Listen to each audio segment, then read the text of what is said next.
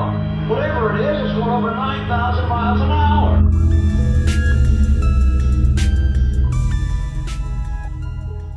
It was May of 1989 when the world first learned about Bob Lazar, a physicist working at a top-secret military base known as Area 51. S4 was the name of the sub-facility hidden within the Nevada test site out in the desert. Lazar was hired to reverse engineer a flying saucer, to figure out what the power source was and how to recreate it.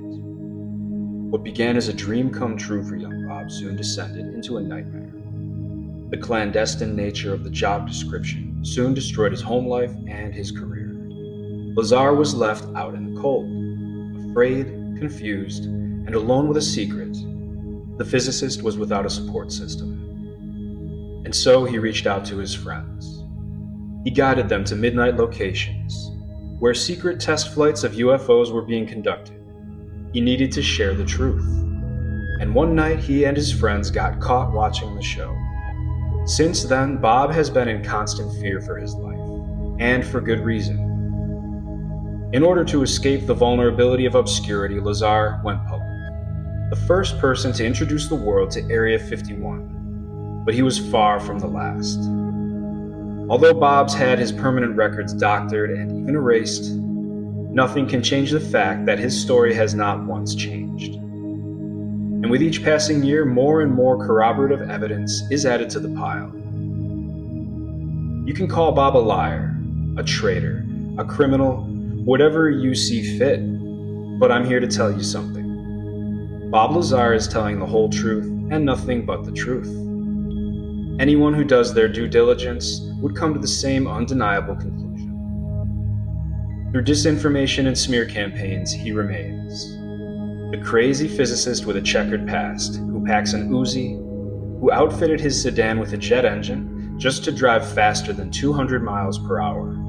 Despite it all, the truth is like a lion. It doesn't need anyone to defend it. Set it free, and it will defend itself. Now you even have the chance to see it all through Bob's eyes, exactly as he saw it.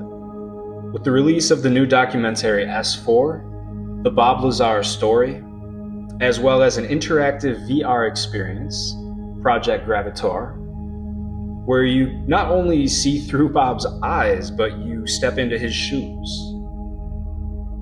Directed by Luigi Venditelli, this is set to release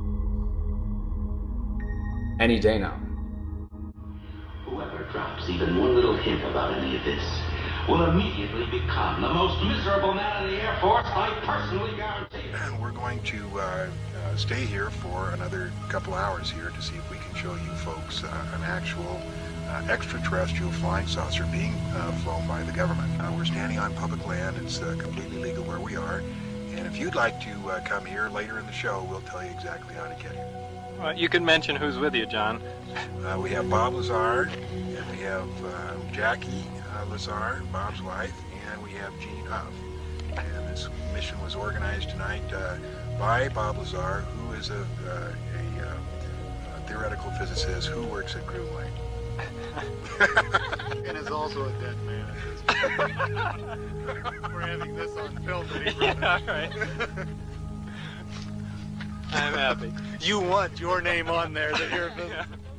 We're out here with the late Bob Lazar. Damn it. Look at it now.